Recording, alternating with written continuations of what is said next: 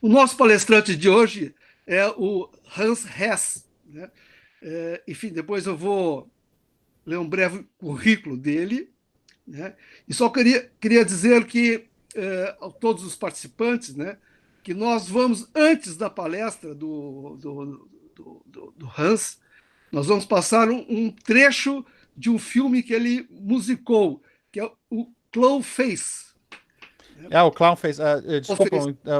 fazer um comentário só. Ele é o trailer do filme que vai ser distribuído agora em agosto, né? Então, eles me passaram, tem o trailer que está agora sendo vinculado, né? Ou seja, uma premiere, né? É. Nós vamos assistir antes, né, o lançamento. Bom, então nesse Clawface, o Hans foi que musicou, fez a trilha, né? E também tem autoria desse filme, não é isso, Hans? Não, eu fiz somente a trilha sonora, Só a né? trilha sonora? Somente trilha sonora. Tá bem, Só para avisar que ele é um filme de horror. tá bem. A gente suporta. É. Aliás, tem uma série de filmes que está passando agora aqui, que é o Fantasma Poa.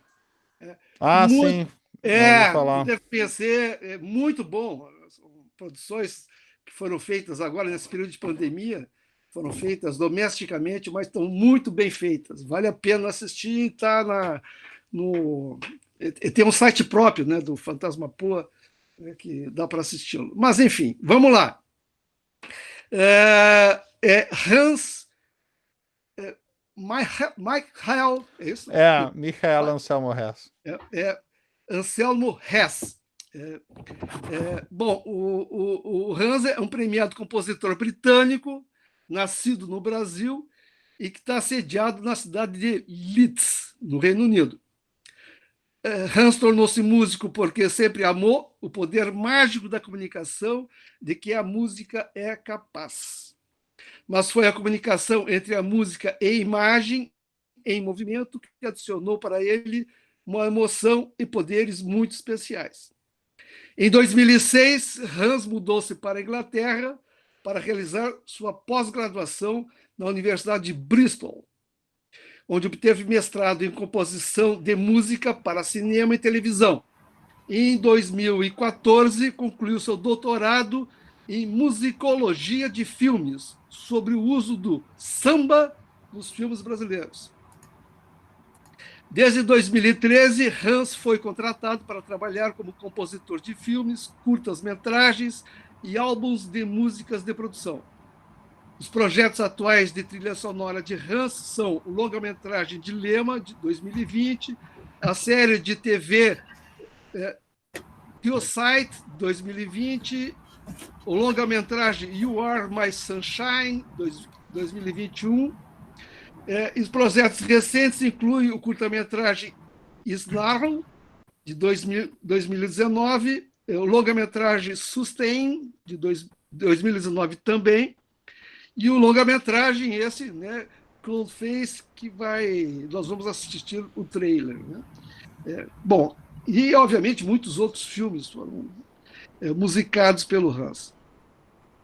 Como compositor de filmes, Hans adora criar uma narrativa musical que combina maravilhosamente não apenas com as imagens, mas que também pode comunicar algo sobre os personagens, sobre a história, sobre a cultura ou sobre um mundo real ou fantasiado, que eu acredito que é desse trailer que nós vamos ver agora, à medida que é um filme de horror.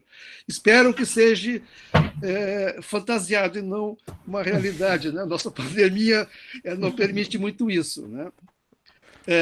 Hans é representado artisticamente pela UK Film Music. Além de sua atividade movimentada na indústria, Hans também trabalha como professor sênior de composição musical para filmes no Leeds College of Music. Ok? Então, esse é um sucinto e breve currículo do Hans Hess. Feito isto, passo ao Paulo Regis, que é o nosso, posso chamar de film Controller, porque ele vai, ele tem todos os equipamentos ali para passar o trailer. Every small town has its ghost stories and urban legends.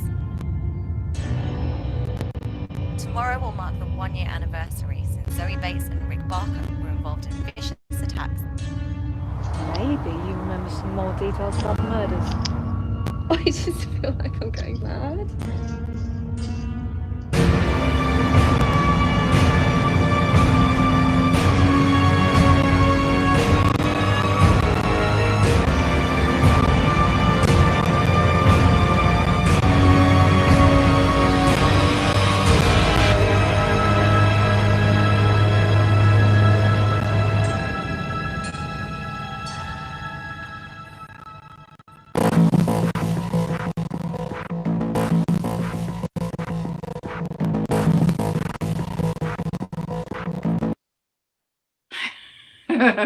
Ok? Como vocês Bom. podem ver, a gente tem sorte, né? É. Porque o vírus Covid-19 é menos agressivo que esse aí. Exatamente. Tá bem? Bom, então, Hans, por favor, Ok. fique à até- vontade, né? Eu vou Claro. pedir às pessoas, né, que quando quiserem fazer alguma pergunta depois da palestra do Hans, né, que acione o seu microfone, né, porque eu não tenho comando aqui do som.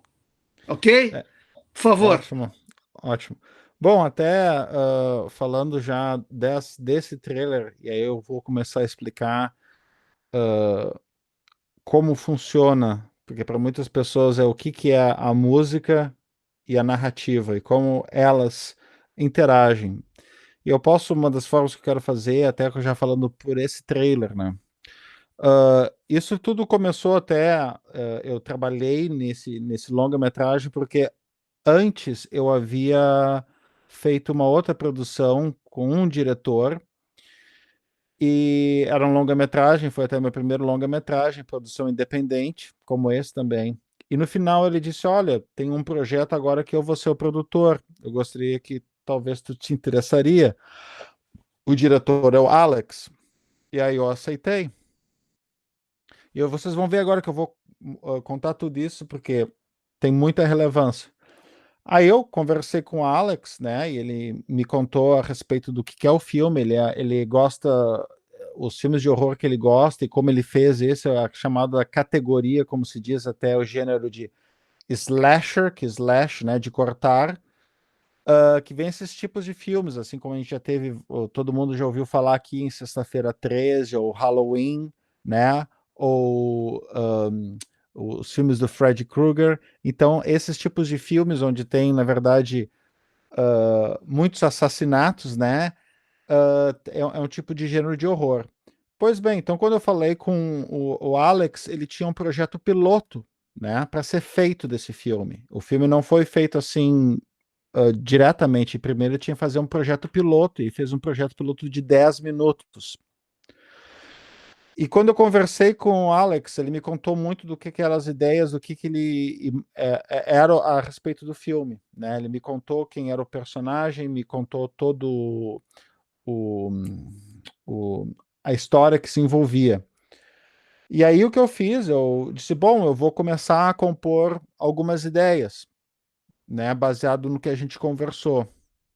E aí foi essa música que vocês ouviram, que depois, no final, ela serviu mais ou menos como se diz até o termo music journal, um jornal musical. Às vezes tem compositores que fazem isso, o próprio Hans Zimmer, antes do filme até ser filmado, né? Você tem uma conversa com o diretor, se vê o que se espera em questão, qual é a história, né? O que o diretor espera que a música venha contribuir, e como também o diretor entende que a música para ele num filme funciona, porque isso é importante, porque em cada produção que eu vou interagir, óbvio, vai ter, digamos, a minha marca, mas o diretor sempre vai ter uma certa influência. Então eu fiz essa música, e aí eles decidiram, com essa música, montar o trailer em cima, né? Então o trailer, na verdade, são várias cenas do filme, né? Então, na verdade, até é um processo um pouco inverso do que eu vou explicar. Então, na verdade, já tinha essas ideias e foram, né, montadas, editadas. Quando eu recebi o projeto piloto era de 10 minutos, e como tinham ideias já interessantes, alguns motivos e temas, eu pensei, bom, eu vou usar eles, né? Só que, obviamente, eu não podia simplesmente, como já tinha um filme de 10 minutos na minha frente desse projeto piloto, eu não podia simplesmente jogar em cima o que eu fiz e ver o que acontece, né? Eu tinha que, por exemplo, assistir, digamos, um trecho do filme, né? Digamos assim, uns primeiros 5 minutos ou uns primeiros 2 minutos, né? E decidir, ok, aqui eu posso fazer uma música, né? Isso é até chamado, o termo se chama spotting, onde tu assiste o filme, depois tu assiste até em partes, e aí tu decide onde é que entra a música e não.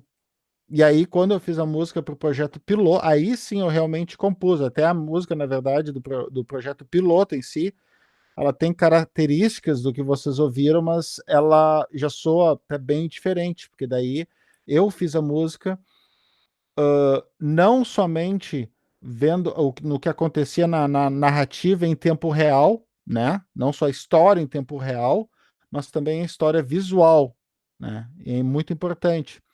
A isso tudo eu estou dizendo porque a importância disso é porque, bom, se a gente pensar qual é a função da música para filmes, né? A função da música para filmes é dar, até o termo legal em inglês é meaning, e meaning quer dizer significado. Então, tu quer dar significado para aquilo. Só que agora vem uma coisa interessante. Como é que esse significado ele é atingido? Bom, se eu não tivesse apresentado esse trailer para vocês e tivesse pegado o meu violão e tivesse feito uma versão dessa música para o violão e tocado para vocês, vocês iam ter uma reação, mesmo se não tivessem visto esse trailer. Vocês talvez fariam umas associações a um sentimento, digamos, um pouco mais escuro, né? Um pouco mais temerário, como a música é de tensão.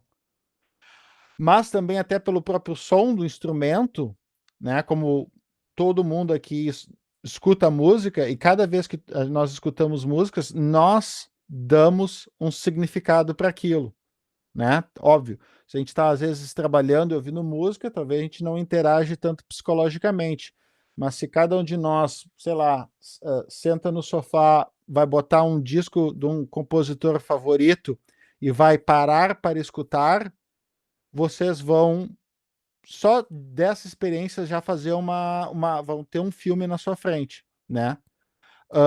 Então, isso mostra que nós, compositores para filmes, a gente sabe, né, que a música tem um significado. Já antes de antemão. Eu, por exemplo, quando eu decidi, na verdade, fazer música para filmes, foi uma coisa depois.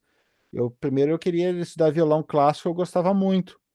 E eu notava, né, como até foi falado, né, que eu gostava desse poder de comunicação que a música tem. Isso me chamava muita atenção, né? A música sempre conta alguma história. E por que ela conta uma história? Porque quando a gente dá esse significado, a gente está fazendo o quê? Nós fazemos a semiótica da música, né? Se tu tá ouvindo a Quinta Sinfonia, tu vai provavelmente, nós todos vamos ver com certas interpretações da semiótica, por quê? Porque todo mundo falou, talvez as 3 batidas, né? O pá, pá, pá, pá, né? As 4, elas significariam o destino, mas isso foi uma coisa que foi culturalmente. Óbvio, cada um de nós também temos diversas experiências sonoras e nós atribuímos valores para elas. Mas, de novo, como eu falei, vai existir uma unidade de uma coisa da qual eu sei que se eu fizer certos sons, eu vou conseguir controlar, digamos assim, a emoção de vocês para alguma coisa que eu quero salientar, né? E dessa forma, né, a gente vê que a música está servindo como um catalisador, né? que é a ver não só com a imagem, mas a história do filme. Então, se a gente para, de novo, a gente para para ver a música, vai muito profunda nos nossos sentimentos e emoções, né? Ela vai tocar em partes tanto da nossa subconsciência, que seria a assim, da forma mais macro, e a da consciente, a consciente micro, que é uma coisa que eu sei que eu posso fazer musicalmente, e aí que tá, até como se falou antes, o poder mágico da música. Eu não diria assim, não vou agora, vai parecer assim, a gente pode, eu sei o que eu posso fazer na linguagem musical que vai chamar certas emoções das pessoas, né? Então, isso se dá de uma forma micro, porque eu sei que talvez certos sons que eu fizer, né, notas musicais em uma certa sequência, vai chamar a atenção de vocês para uma coisa em comum. O aspecto macro é que seria da subconsciência, que daí, óbvio, cada um de vocês vão ter também diferentes interpretações que vocês podem fazer, porque vocês vão fazer ligações com outros sentimentos ou outras coisas que vocês viram. E isso que é o legal da música para filmes, porque daí ela vai dar uma outra dimensão. Por isso até se diz, né, a música vai além das palavras. Claro, por causa que vai o nosso é uma coisa muito interessante que eu já comentei até com meus colegas professores. A música dá tanto uma seria uma montanha russa de emoções e imaginações que na verdade é impossível para qualquer língua humana de expressar. E talvez é por isso que nós fazemos música, né? Ou talvez porque nós gostamos tanto de música para filmes, né? Então tem essa coisa muito interessante, que é, de novo, é a parte da comunicação. Ela consegue comunicar de um aspecto micro e macro tão grande que nem nas palavras a gente consegue expressar tudo, né? Tanto é que às vezes quando se faz uma interpretação de um filme, da música, se leva, e eu, óbvio, eu faço em duas formas, eu posso fazer uma interpretação e explicar como é que ele está se relacionando com a narrativa, né? Do ponto de vista até como um diretor. Mas eu também posso fazer e explicar em termos técnicos musicais por que ela funciona dentro da narrativa. Até nas aulas que eu dou, eu foco muito mais até na parte mais técnica, musical, né? Porque daí os alunos também têm aulas com cineastas, onde eles explicam mais da parte da narrativa na perspectiva do diretor. Pois bem, sendo assim, a gente sabe que daí a música acaba sendo, no filme, acaba sendo tipo um personagem invisível, né? Às vezes a gente sabe que tá ali, mas às vezes a gente nem sente. Às vezes diz, mas eu não me lembro da música. Às vezes pode ser um bom sinal até. Depende, né? Óbvio, todo mundo aqui vai se lembrar, provavelmente talvez alguns que já assistiram, podem talvez, no mínimo, se lembrar, não conseguir cantar uma melodia do John Williams no Superman, ou nos filmes do Indiana Jones, né? Ou até no próprio filme Tubarão. Porque todas essa relação da música com a narrativa foi tão grande, sucedeu tão bem, né, que tu até percebe a música, mas ao mesmo tempo ela não é intrusiva. Por quê?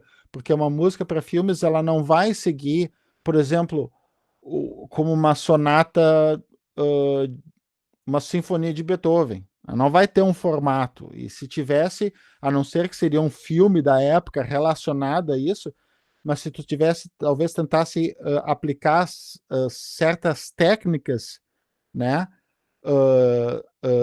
da música para concerto, ela não funcionaria. É engraçado até, na verdade, nós pegamos as técnicas que foram feitas pelos grandes compositores e nós transformamos, nós até exageramos elas, algumas, eu não posso falar os termos técnicos, que é muito complicado, para poder, porque a gente sabe que vai dar os efeitos que nós queremos.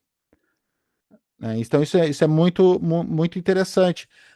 Como, na verdade, nós pegamos certas regras que a gente não segue elas muito bem, a gente faz uma reinvenção delas, e ela tem toda uma lógica dentro da narrativa para filmes, por causa que, para um filme, por que faz tão a lógica essa, como eu disse, de pegar regras e quebrar? Porque qualquer filme, tu vai sempre ter um antagonista, né, e um protagonista. Isso. E o desenvolvimento da narrativa, nossa, ela mistura, né? Às vezes, sim, tem o bom, tem o mal, mas às vezes tem, como se chama, até um plot twist, né? Alguma coisa que se esperava que era uma pessoa legal, de repente ela é má, né? Ou vice-versa. Então, a música, ela precisa, na verdade, respirar a história. Se ela respira a história e ela procura, daí, né, isso que eu disse, usar a semiótica musical, que seja, todo mundo aqui sabe do tubarão, né? Se ouve as duas notas do tubarão, vai dizer tubarão. Mas isso foi tudo porque a gente criou uma semiótica que faz essa associação. Assim como outras coisas também. Se alguém ouve uma música nativista, vai fazer suas associações. Por exemplo, morou, cresceu no interior do Rio Grande do Sul, vai ter uma associação de valores. Por isso, até quando eu fiz o meu PhD, eu olhei a questão do samba, eu não me considero um sambista, bem de longe. O que eu me interessei foi como um músico, eu vi, que interessante, porque eu tenho uma percepção do samba, e quando eu vejo o samba sendo usado, eu tenho uma leitura do filme a respeito disso. E foi isso que daí eu investiguei, né? E foi um aspecto até mais da mitologia social do samba e cultural do samba, do que talvez ter visto mais aspectos técnicos que hoje em dia eu estudo. Mas, enfim, um outro ponto assim que daí a gente pode entender que o que faz uma trilha sonora ser ótima, primeiro é que tem que ter um conceito, né? O que direciona essa música, né? Quais são os sentimentos ou ideias que não são musicais? E como é que tu pode traduzir essas emoções na música? Por isso, quando chega, às vezes, um diretor, eu acho engraçado, eu não sei nada de música. Eu penso, ainda bem, né? Porque eu não quero que ele entenda, preferencialmente, eu quero que ele chegue e diga para mim, olha, eu quero que ele me conte a história, né? Ele chegue e me conte o que é o teu filme. É como se eu fosse um psiquiatra. O teu filme é isso? Tá. Aqui está a minha receita musical, a minha partitura. Se a gente fizer isso aqui, a gente vai conseguir passar a visão que tu quer para as pessoas, né? E aumentar também a história. Então, essa parte assim de traduzir é a coisa mais legal que existe numa trilha sonora. Por exemplo, uma coisa que se faz, às vezes também eu já fiz, quando eu tive que fazer uma proposta que a minha agente pediu, durante até essa pandemia, mas agora com tudo também atrasou, que me deram um roteiro, né, de um projeto, até um projeto grande, e eu tive que ler todo ele. E aí eu tive que vir com ideia, eu tive que falar com a minha agente dizendo, olha, eu acho que a música tem que ser assim, assim, assado. Ela disse, tá, agora o que a gente tem que fazer é o seguinte, escreve 4 minutos de música como se fosse uma suíte, né? De tudo isso que tu pensou e tu anotou, né? E o que eu anotei não foi, na verdade, nem notas, eu primeiro anotei ideias, eu literalmente, eu tenho que pensar como um cineasta, né? Eu tenho que pensar na história, a história é o rei, né? A história é tudo na composição de música para filmes.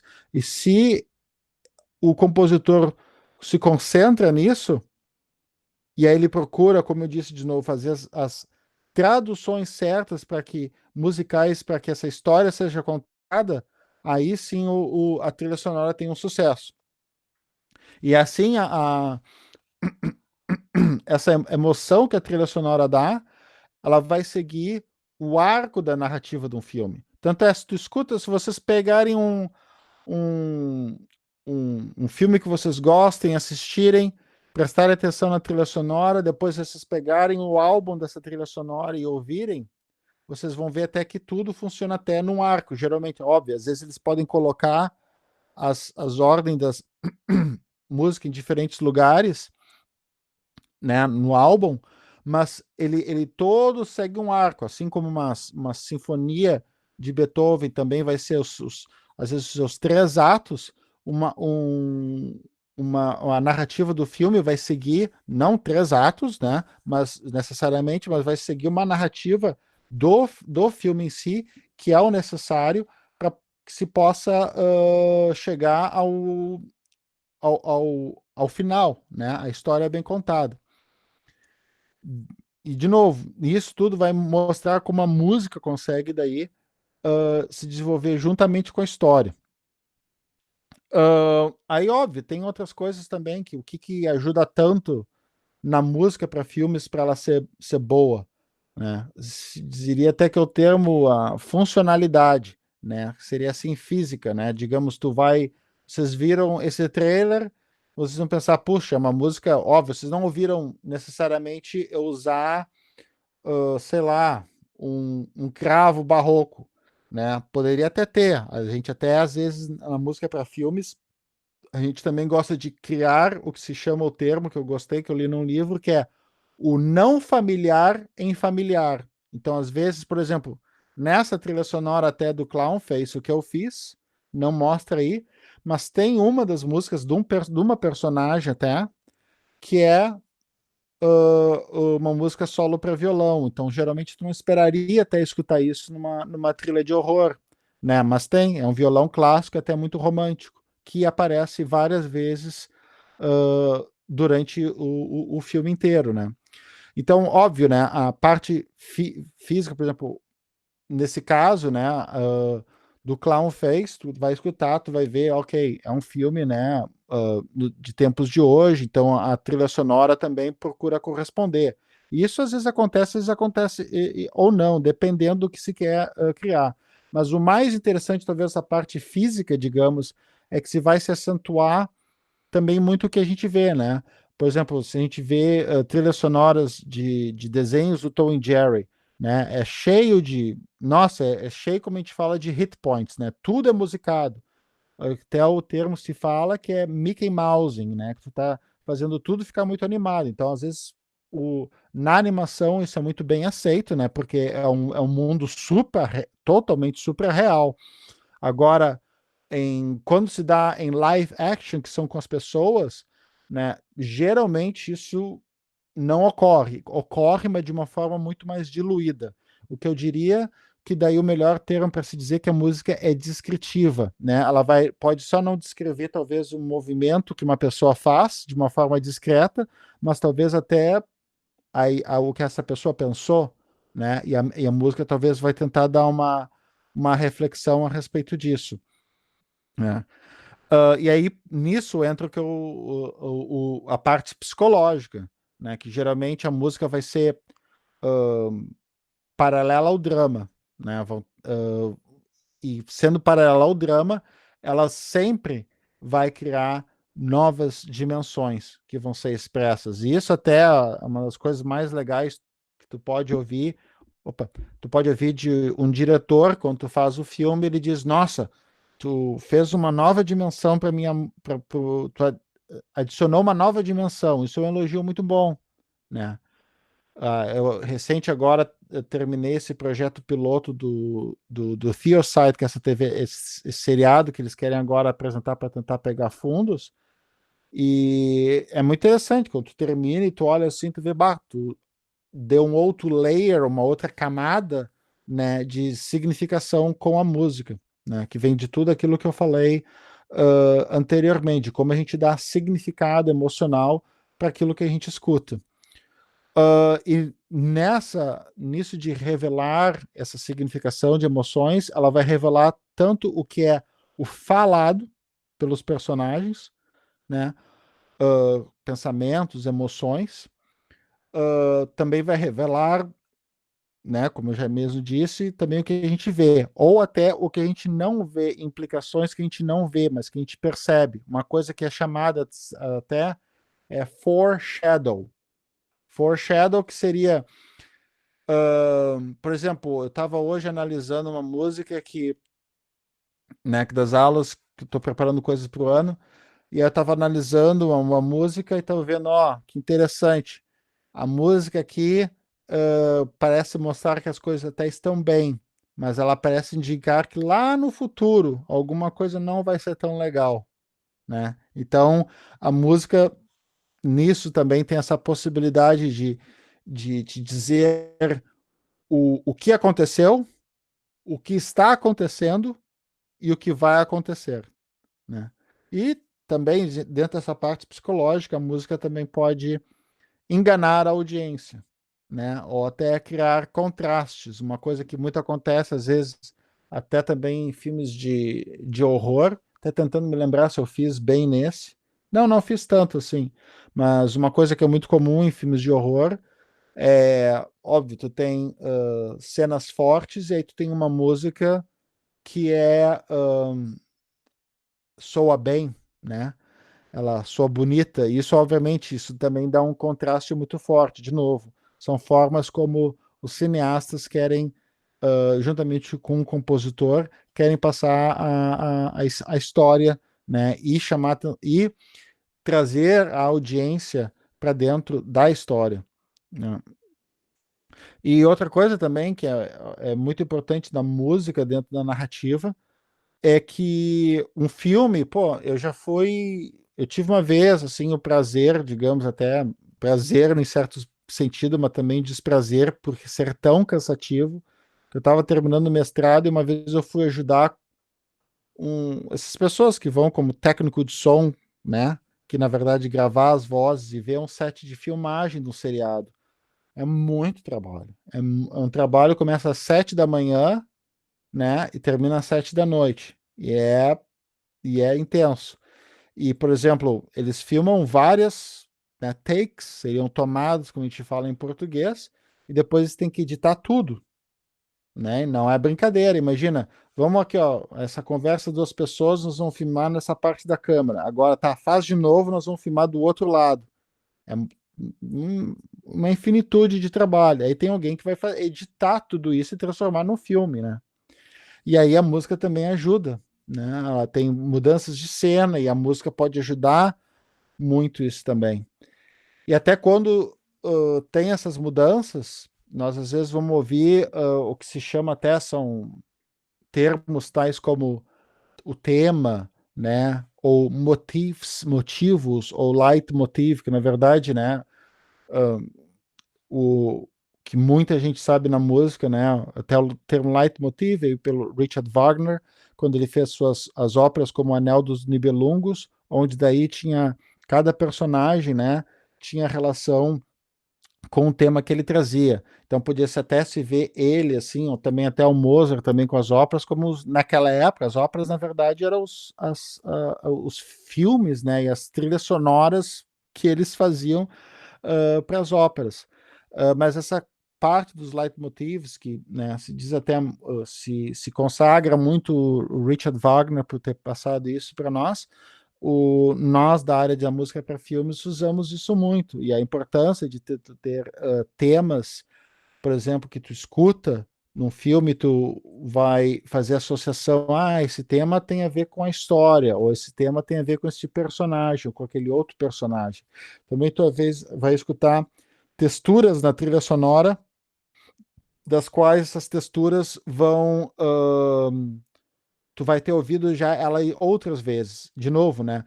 Tu não só quer criar o que não é familiar, né? Porque tu pode usar, às vezes, coisas que são inesperadas e ainda assim elas têm uma conexão com a história e funcionam, mas também tu quer usar já sons que tu explorou durante o filme inteiro, que as pessoas se lembram, esse som de novo. Por exemplo, no Clownface, um som que eu uso muito é o som do tímpano, né? Muito uso o som do tímpano, mas de uma certa forma. Eu gosto de usar o som do tímpano tocando duas notas no intervalo de semitom descendente, porque até tem uma também questão da semiótica, porque geralmente o intervalo de semitom descendente foi sempre relacionado a interpretação com a morte, né? A coisas negativas, né? Então, tu vai também ouvir durante uma trilha sonora texturas, né? Que tu escuta desde o início e elas vão se apresentando de novo. E também elas vão evoluindo à medida que o filme se desenvolve. Aí tu vê, tem muitos, né? Todos os compositores, até voltando àquilo que eu disse, sempre vão dizer, né? Que tu tem que, na verdade, estar totalmente relacionado com o drama e com a narrativa, né? Se tu não consegue achar uma forma que a música vai fazer a tradução, a tradução da linguagem emocional em música, alguma coisa daí está faltando, né? Há uma outra coisa interessante também de comentar, como eu disse até antes, né? Como é que os diretores, né? Eles vão querer, às vezes, também que eu faça uma trilha. Eles vão chegar e dizer, olha, Hans, esse aqui é o filme, no caso até do Clownface, o Alex disse, eu tenho aqui esses modelos, né? Seriam tipo trilhas que eu acho bacana, que eu acho legal e que eu acho também tu gostaria talvez de dar uma escutada. Então eu me lembro que até ele me mostrou trilhas orquestrais que eu tinha gostado bastante de outros compositores, né? Então eles servem como uma referência e tu sabe quais sons que o diretor gosta, né? Também tem muito isso. Tu pode, se talvez eu pego um diretor que ele diz assim, eu quero que tu tire esse som de trompete aqui. Tu vai ter que tirar, né?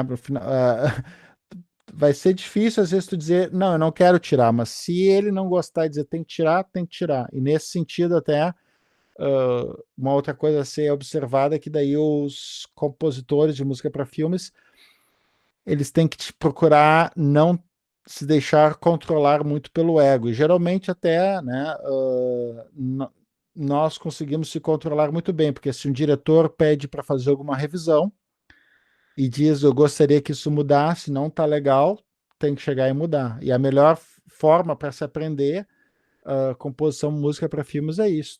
Eu me lembro, no início eu fiz coisas que não eram necessariamente muito boas, né? Mas a forma como tu aprende é tu fazendo, tu recebe a crítica, né? E aí tu senta e faz de novo. E a melhor escola que eu aprendi isso foi de trabalhando com os diretores, né?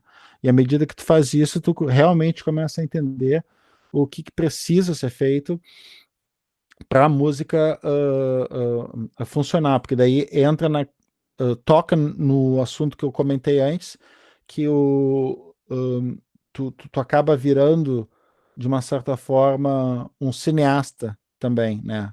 Porque tu não pode, óbvio, a música para filmes tem seus momentos grandiosos, e isso é muito válido, mas ela só vai ainda assim ser válida se ela funciona para a narrativa. Se ela não funciona para a narrativa, ela pode ser a melhor música do mundo, mas o destino dela é a lata de lixo, né? Então não adianta eu querer pegar e dizer, bah, não, mas Hans, a sinfonia do Beethoven é mais bonita que a tua trilha sonora do Clownface. Sim, ela pode ser num sentido de gosto, mas se tu botar no filme não vai adiantar, né? Tu tem que fazer alguma coisa que, de novo, é a história, né? Tanto o Hans Zimmer até, né, o compositor alemão, já é radicado há dezenas de anos nos Estados Unidos, ele fala, né? A coisa mais importante que tu precisa é a história, né? E tu tem que sempre ficar com a história e nunca a abandonar. Outra coisa, bom, disso assim também que é interessante comentar é que, óbvio, na parte de música para filmes vai se precisar muitas habilidades, vai se esperar muito, né, que nós tenhamos várias habilidades. Dessas habilidades, né, uma delas, óbvio, são conhecimentos literários de música, né, seria o termo em inglês music literacy, que na verdade se refere que o quanto mais que eu sou uma pessoa versada em música, entende da música da melhor forma possível, né, melhor música eu posso escrever, com certeza. A outra parte que é importante também muito é a parte de produção musical. Por exemplo, toda a trilha sonora do Clownface, eu fiz tudo em casa, né, com um computador que eu tenho e o software que eu uso, né. Se vocês ouvirem a trilha sonora, vocês dizem, nossa, ele gravou com uma orquestra. Não, infelizmente não tinha dinheiro para gravar com uma orquestra, mas existe uma coisa chamada que são instrumentos virtuais. E tem várias companhias de diferentes lugares até do mundo, como Estados Unidos ou Alemanha, para citar dois exemplos, que eles fazem instrumentos virtuais. Eles gravam com instrumentalistas de verdade, né? Eles gravam com orquestra, e aí eu posso chegar aqui no meu piano, tocar uma tecla, eu tenho um som do violino, de um contrabaixo, né? E isso é ótimo, mas não para por aí. Ainda assim, isso requer. Eu não posso também, só eu vou apertar as teclas aqui, essas notas que eu quero e tá ótimo. Não. Os computadores e a tecnologia musical pode fazer muito para nós, mas eu tenho que saber usar essas ferramentas da forma mais efetiva, porque se eu não sei usar as ferramentas, a música até pode ser boa, mas ela vai, como se diz o termo, estar mal produzida e ela vai soar ruim, né? Ela não vai soar legal. A música é interessante, mas ela não está bem produzida. Por exemplo, eu gravei uma linha de violoncelo, mas eu não a produzi bem, não posso falar os termos técnicos que é muito complicado, mas eu não a produzi bem, então ela soa estranha. E se soa estranho, né, pode até ser música boa, mas soa tudo meio, digamos, não muito claro, tudo meio nebuloso, digamos assim, numa metáfora, não vai adiantar, né? Outra coisa que eu acho importante do meu ponto de vista, porque a minha graduação foi como instrumentalista em violão primeiro, eu achei a importância de tocar um instrumento, né? Num mundo hoje onde a gente usa muito o computador para fazer música, eu acho muito importante a pessoa ter a possibilidade de tocar um instrumento, porque te deixa bom, tu quer às vezes dizer para um computador ou dar o comando para o computador, dar um comando para alguém para fazer uma certa frase, olha, eu quero que tu faça um crescendo aqui, de repente me faz um afretando, um raletando, essa parte eu quero um mezzo forte. Bom, tu talvez tem mais uma certa autoridade para falar isso, no meu ver, se tu já executou isso como um instrumentalista, né? Seria a mesma coisa, talvez, dizer para alguém para, né, digamos, na área do direito, nunca fiz audiência, mas eu vou dizer para alguém como fazer uma audiência, né? Isso pode ser um pouco estranho, no mínimo, né? Essas coisas. Deixa eu ver mais o que eu podia comentar. Desculpa, como eu começo a falar, não meio paro, assim. Não sei se alguém já tem uma pergunta, que eu já estou falando aqui que é uma metralhadora, né? Sim? Eu gostaria de pedir licença ao nosso presidente Presser, presidente Sim. Haddock. Estou com a Pois palavra? não. Pode. Vai Hans, firme. nós queremos, isso não é o encerramento ainda, mas eu quero registrar nesse momento o nosso agradecimento pela tua disponibilidade, né, de nos homenagear aí com os bastidores. Todos nós gostamos de cinema, e a gente tem certeza que a maioria das pessoas gostam. Eu e o meu amigo Mário aqui, que está assistindo também, desde os 2 anos de idade, nós sempre gostamos de cinema, né? E assistimos todos os filmes, e as trilhas musicais sempre ficaram na vida de todos nós. Tá? A gente leva essas trilhas musicais, né? Isso fica quase vou brincar, fica no teu DNA, né? Tu ouve a trilha, tu ouve a música, tu lembra do filme, né? Então há uma relação de intimidade muito forte entre uma e outra. Mas a nossa pergunta, Hans, é exatamente o seguinte: no mundo passado, Hollywood era o point. Depois nós passamos no Brasil a receber muito cinema francês, muito cinema italiano, e mais recentemente alguma coisa tem vindo em produções cinematográficas, especialmente em seriados da Espanha. Eu queria te perguntar como é que está esse mercado hoje, e especialmente um mercado que está vinculado a essas produtoras tipo Netflix, né? Apple TV, Amazon. Né?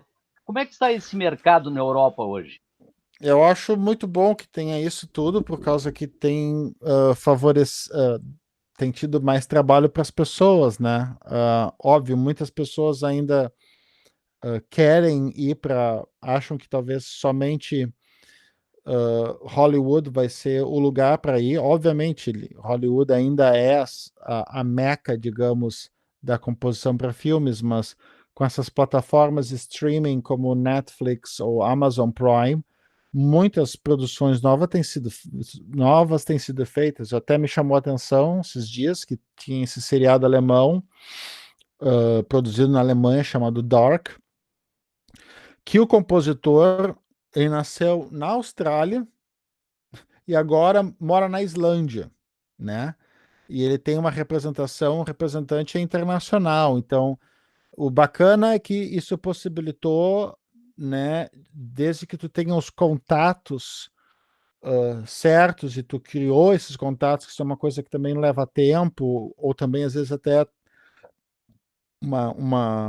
leva tempo, e também às vezes até sorte, né, dependendo se está com essas pessoas certas no momento certo, digamos assim, possibilitou muitas mais diferentes produções, né? Eu acho isso muito bom. Eu, inclusive, a minha agente já estava agora querendo me colocar para um projeto que a BBC ia fazer para o Netflix, né? Queria tentar me colocar, mas essa pandemia atrasou tudo. Vamos ver se em outubro volta os trabalhos, né? Fora isso, eu acho também que eu acho praticamente nessa pergunta que fez, Paula, é justamente isso. Eu acho muito positivo que tem, por causa que está favorecendo muito mais trabalho para os compositores, né? Porque tem muita coisa nova sendo feita, né? Muita coisa nova, sempre tem. Inclusive até desculpa, falando nisso, o Clown fez também, ele pegou essa distribuidora e sim, eles estão concentrados só em vender DVDs e depois na parte de streaming, né, eles fazem, né?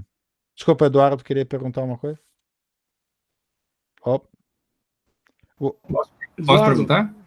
Vai. Bom, eu agradeço o seu tempo. Eu colecionava desde pequeno muitas músicas de filme em LPs, então desde filmes de western, tinha quase todos. Sim, sim, o Ennio Morricone. John Williams. Mas eu vou fazer a pergunta seguinte: eu sou um amante da música erudita, de um modo geral. Adoro. Falou do Beethoven, se botar Beethoven em música de terror, eu vou processar o doutor, com todo respeito. Até a Batalha de Waterloo, que ele compôs, ele negou essa obra, né? Beethoven disse que a Batalha de Waterloo não foi ele que compôs, ele compôs porque pediram, ele ficou rico com esse dinheiro, mais que as sinfonias dele. Mas eu queria saber se o senhor concorda, se o poema sinfônico que se escrevia na década passada, vamos dizer, na música, na época do romantismo, poderia comparar com a música de filme hoje? Pergunta. O poema sinfônico, que era, no fato, Liszt compunha aquilo para tentar acompanhar algum poema, a própria Nona Sinfonia, Beethoven pegou a obra de Schiller, né, e colocou lá. Ele pergunta, primeiro ele agradeceu o seu tempo, e realmente, eu não aprecio muito filme de terror, mas a sua música já dá um sentido maior àquela cena, vamos dizer. Ele agradece o movimento e o significado dessa música. Eu acho que é legal, tu falou isso do poema sinfônico, me lembrou a época de faculdade na URGS. Eu acho que poderia se dizer que isso eram formas, talvez equivalentes, mas que na época talvez nem se imaginava que fosse se criar isso. Eu acho que só foi mais com o cinema mudo, né? Porque com o cinema mudo que depois tu teve a pessoa que ia lá com o piano e tinha que improvisar em cima, né? Quer dizer, pegava, na verdade, até compositores clássicos e tocava, né? Você tocava música de compositores clássicos, vou tocar aqui a Cavalgada das Valquírias por causa que nessa cena vai ter uma coisa épica, vai ter uma relação. Ou então vou pegar a Moonlight Sonata do Beethoven, que aqui vai ter uma relação. Então, é engraçado, volta àquilo que eu disse, é a criação de significados que a gente deu, né? Mas eu acho assim, tu pegar, sei lá, umas sinfonias assim, tem a sinfonia, meu Deus, agora eu esqueci qual é que era, mas Sinfonia do Beethoven, por sinal, muito usada em vários filmes, que foi usada no... Até falando do Beethoven, agora falar isso para ti, Eduardo, não sei se tu sabe o filme Laranja Mecânica. Me lembro, eu fiquei bravo com isso. Ele faz toda a associação de Beethoven com a violência, né? Não que o Beethoven seja violento, mas que Beethoven, até como meu pai diz, era um homem de verdade naquela época, né? E talvez essa coisa de força foi talvez feita a ironia que o Kubrick quis fazer com o Alex no Laranja Mecânica. Mas, enfim, desculpa, voltando... Ai, meu Deus, agora esqueci a sinfonia, que vergonha. Acho que é a quarta. A sexta sinfonia não foi a pastoral, que foi usada muito? Não, essa foi, mas é o segundo movimento até, acho que é... A heróica, então, ou a sétima, que tem aquele movimento mais fúnebre. É a sétima, o segundo movimento. A sétima, né? Essa aí foi usada, assim, nossa, tem no filme que é do filme com o Nicolas Cage, eu não sei o nome em português, mas é no filme do Nicolas Cage, que o nome é Knowing, né? Na verdade é um filme muito bom, e é usado assim no início e no final, e eu achei excelente, assim, que é muito, muito forte. Ela foi usada também no discurso do... como é que é? Ficou o nome em português, acho que é o King's Speech, que era o filme da Inglaterra aqui do rei que fazia o discurso, agora eu esqueci. Foi usado, ele era gago, o discurso do rei, exato. O discurso do rei também foi usado. Então, tem esse uso ainda de músicas pré-existentes, mas eu acho, de novo, às vezes vão ter músicas como essas, né? Talvez algumas do Beethoven que vão poder se encaixar numa narrativa. Mas geralmente músicas, tu vai pegar uma sinfonia do Mahler, a ressurreição, nossa, é uma coisa tão intensa que é impossível de... Tu ia ter que fazer um filme para aquilo, né? Como até, por sinal, a Disney fez a Fantasia, né? Que é maravilhoso, né? Fez o primeiro e o segundo, que pegou daí essas músicas clássicas e fez versões, leituras animadas do que seriam, né? Por exemplo, a Sagração da Primavera, que na verdade é sobre seria folclore pagão russo, né? A Disney fez uma leitura que seria a pré-história, não tem nada a ver uma coisa com a outra, né? Mas por aí, não sei se eu respondi a pergunta, mas...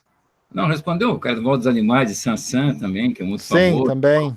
O Pedro e o Lobo, que as coisas que eu escutei quando era pequeno, mas eu acho que a música de filme ela é bacana. Olha, falar com o compositor é um prazer, agradeço os amigos aí pela... Eu aprendi coisas contigo que eu nunca tinha me dado conta de que é ser compositor de música de filme, independentemente da tela, estou falando do conteúdo, sabe? Bacana. Sim, obrigado. O Knowing aqui é o presidente o presidente Adoc, eu queria pedir licença só para registrar, presidente, a presença, a ilustre presença do nosso querido amigo José Truda Palazzo, que hoje está nos prestigiando, se não me falha a memória, diretamente de Salvador, na Bahia.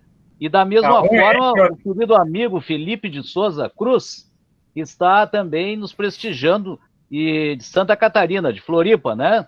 Então, sejam bem-vindos. Um abraço a todos. Só para lembrar aí o resto, o Knowing é presságio. Presságio, isso.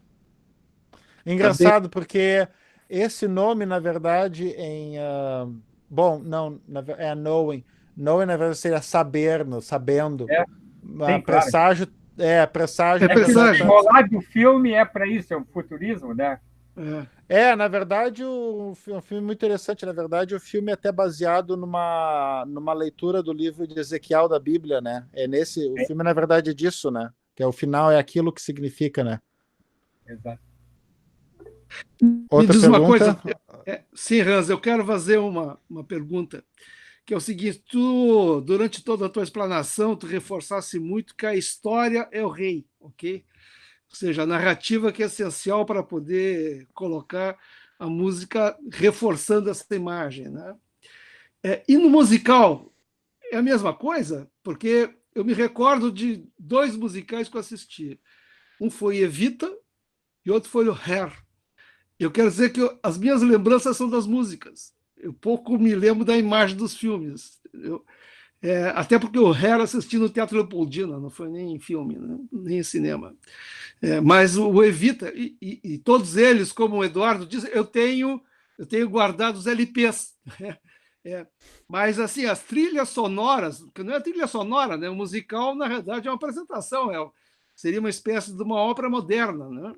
Exato, é uma boa colocação. O que eu posso dizer dentro do que eu entendo seria que, bom, muitas vezes essas músicas até são, óbvio, eles pegam uma história, mas vão literalmente musicá-la, né? Eu acho mais próximo que teve coisas assim feitas na parte de cinema, mas uma que é legal de comentar foi até a animação do Tim Burton, não sei o nome em português, mas que era The Nightmare Before Christmas, que na verdade era quase um musical. Muitos os desenhos da Disney também eram quase musicais, né?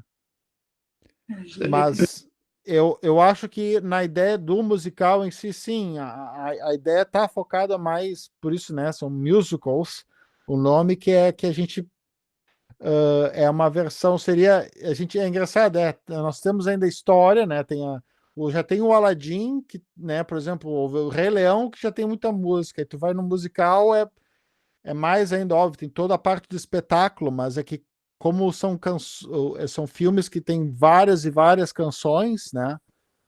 E é feito isso, até porque um aspecto interessante tu falou, isso nos filmes, alguns, e até por sinal, filmes de horror, alguns fazem o que no Clown Face acontece isso, tem toda a minha trilha. Aí tem um momento do filme que eles pegaram uma banda daqui e eles colocaram, né, o som dessa banda.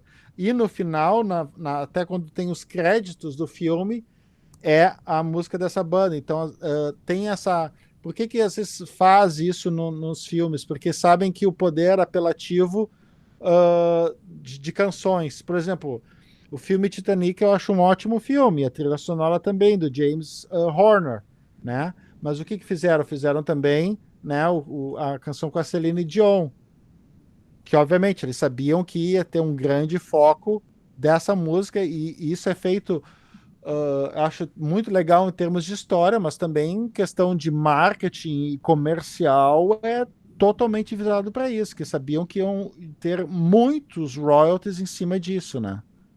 Tanto é, até para a curiosidade de vocês saberem, produções bem com muito dinheiro, o que acontece, eles contratam os compositores, geralmente eles vão pedir, olha, nós queremos os copyrights da música.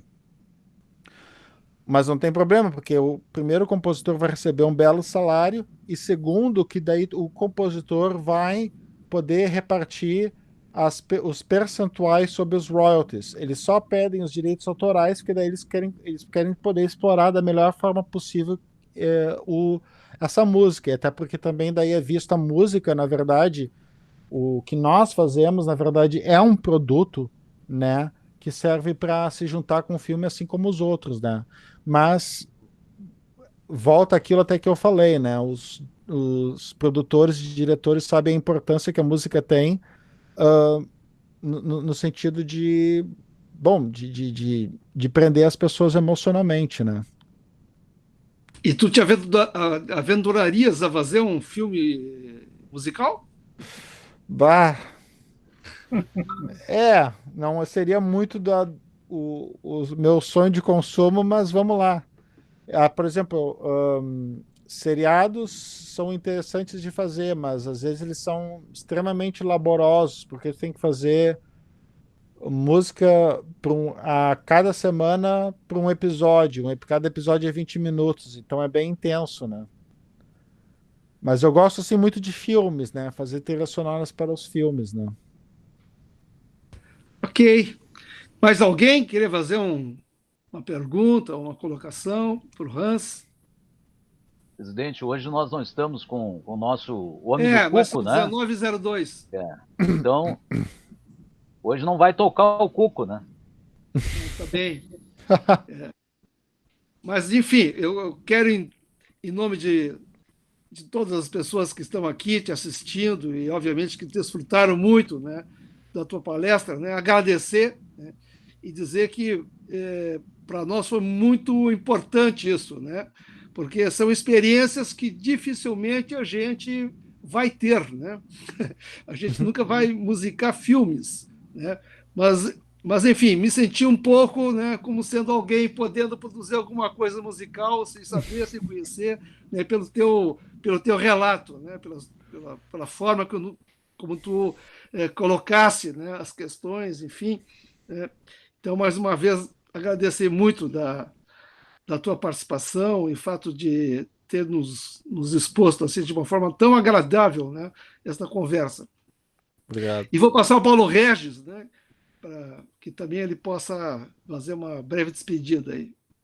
Bom, vamos reiterar, agradeço o Presser, quero reiterar aqui os nossos agradecimentos que já foram feitos, né?